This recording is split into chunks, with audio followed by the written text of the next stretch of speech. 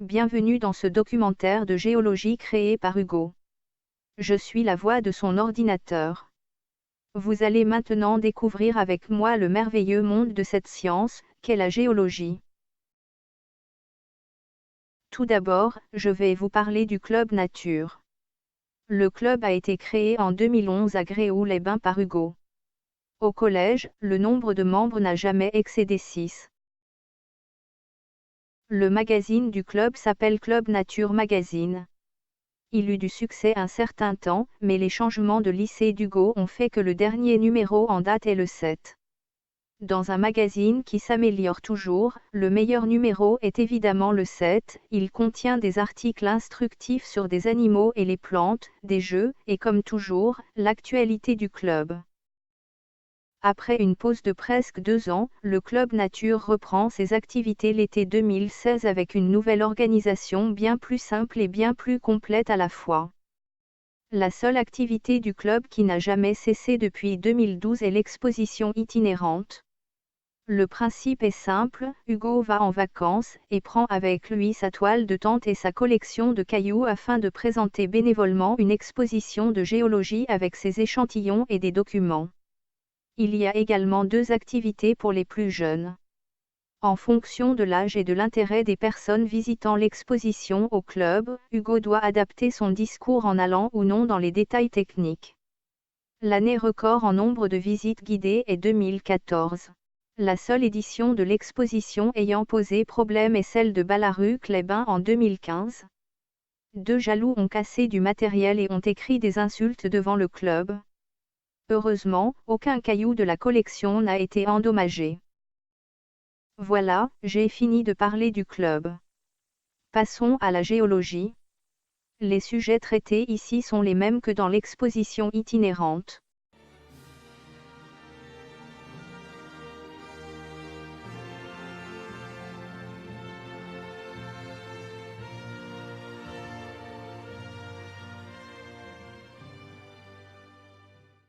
Je vous propose de commencer par les roches volcaniques.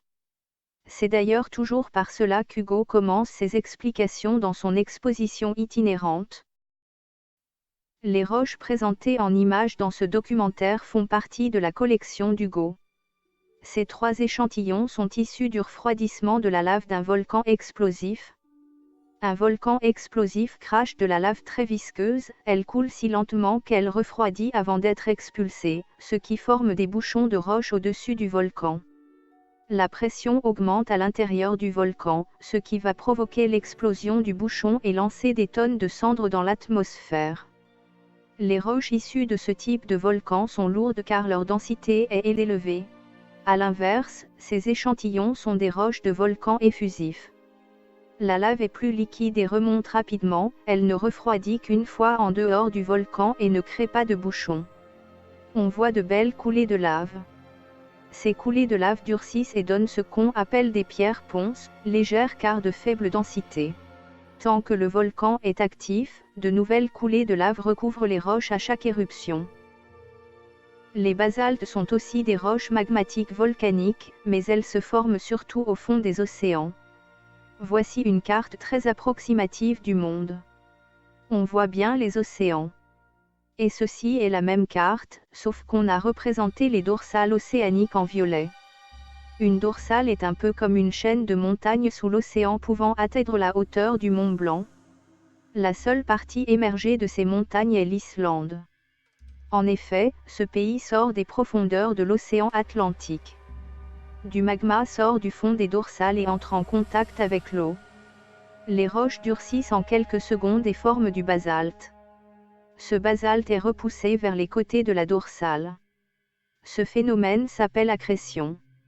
Cette masse de basalte formée passe en dessous des continents quelques millions d'années plus tard. Les continents sont constitués en majorité de granit en profondeur. Le granit est une roche magmatique plutonique.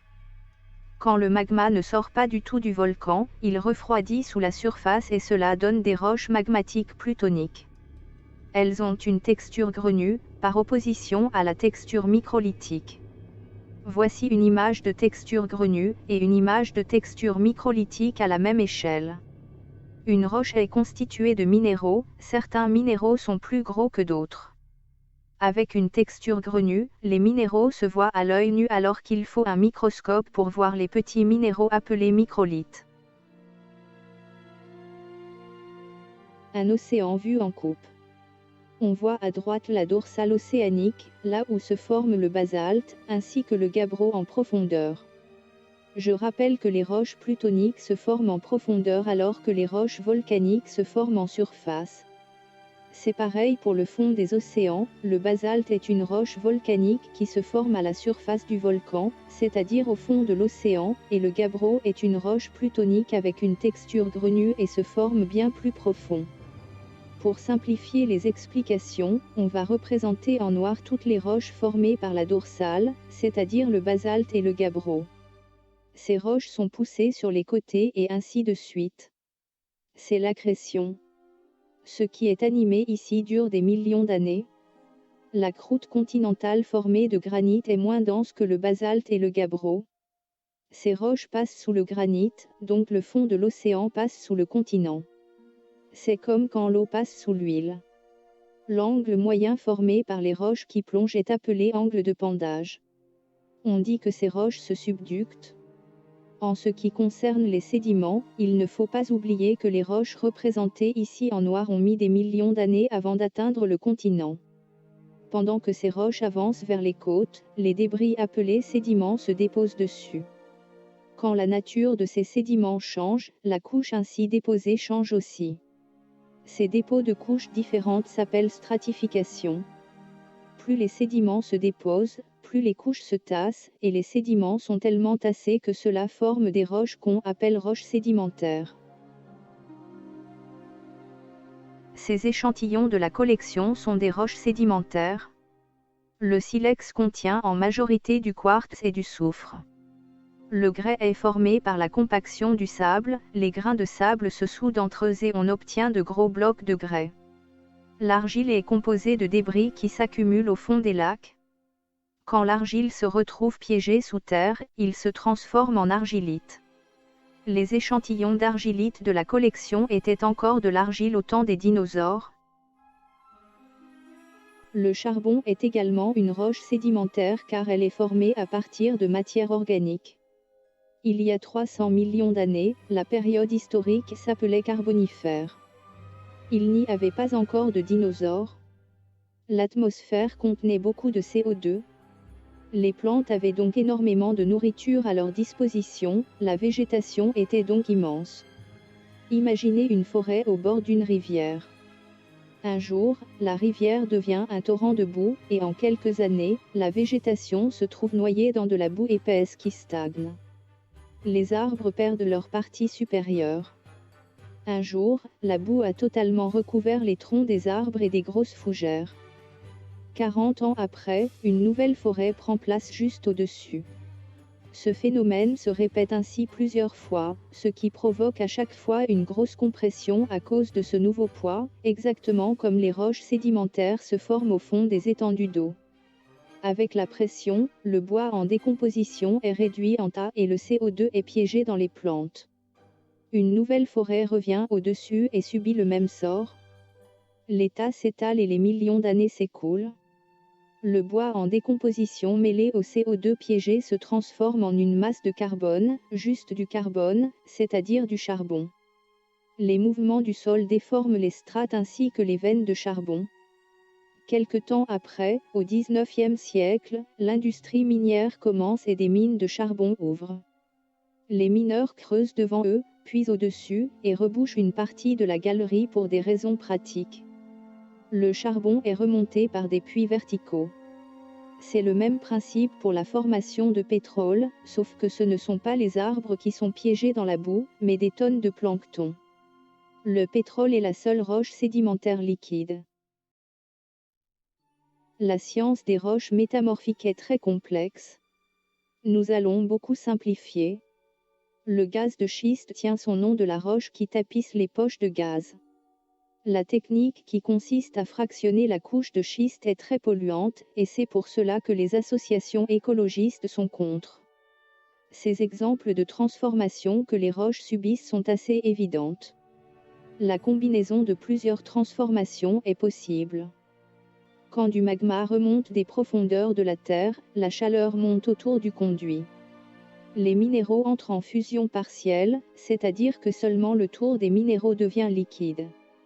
Les minéraux peuvent ainsi changer de place, les plus lourds glisseront vers le bas, ou alors les minéraux se trient en petits paquets. Le Gneiss est un bon exemple, les minéraux sont groupés, le blanc d'un côté et le bleu de l'autre. Parfois, les roches s'enterrent naturellement très profondément et la pression l'écrase, ce qui la transforme. Enfin, les transformations chimiques peuvent arriver à différentes molécules en fonction des réactifs. Mais les roches métamorphiques sont vraiment très complexes et variées, inutile d'aller dans les détails. Bien qu'Hugo ne fasse pas la collection des fossiles, il aime cependant en avoir quelques-uns pour diversifier l'exposition. En août 2016, il a trouvé un caillou sur lequel on peut voir des empreintes de fougères datant d'environ 300 millions d'années. Fin 2015, son parrain lui a offert une ammonite et de l'ambre. L'ambre est en fait de la résine fossilisée. Au collège, sa professeure d'anglais lui offra un coquillage bivalve datant de quelques millions d'années. Les deux autres fossiles ont été achetés. La septaria est un nodule qui cristallise parfois du quartz autour d'un fossile. La collection de cailloux est également complétée par des gemmes. Bien qu'elles se ressemblent, les gemmes de la collection se trient en deux catégories suivant leur composition. Il y a d'un côté les dérivés de carbonate de calcium, et de l'autre, les dérivés de la silice. Ces deux molécules composent presque l'intégralité de la gemme. Le reste, ce sont des traces d'autres éléments chimiques. Les molécules sont organisées en réseaux cristallins, c'est-à-dire qu'elles sont rangées de façon à composer un cristal. Cet arrangement définit la structure du matériau. Pour les cristaux de carbonate de calcium, les ions carbonate sont séparés de l'atome de calcium. Pour la silice, les atomes d'oxygène s'organisent autour des atomes de silicium. La couleur est définie par les traces d'ions présents en plus dans ces arrangements. L'aragonite contient du plomb, du zinc et du strontium. La calcite présente des traces de fer, de cuivre et de chrome. Le cristal de roche contient très peu d'ions étrangers, mais en plus grande variété dont surtout du titane et des ions hydroxyde. L'améthyste a beaucoup de fer, et le quartz tient sa couleur jaune du fer, du plomb et de l'antimoine.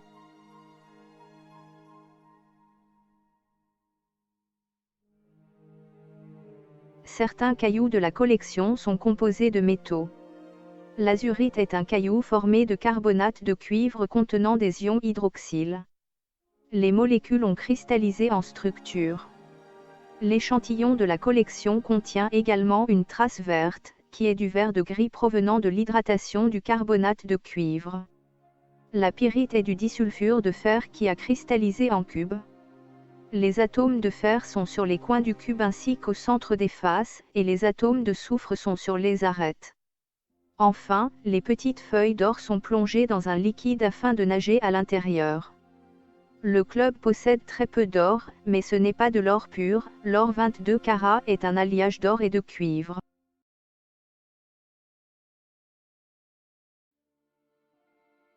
Voilà, j'ai fini de vous faire découvrir la géologie. À bientôt.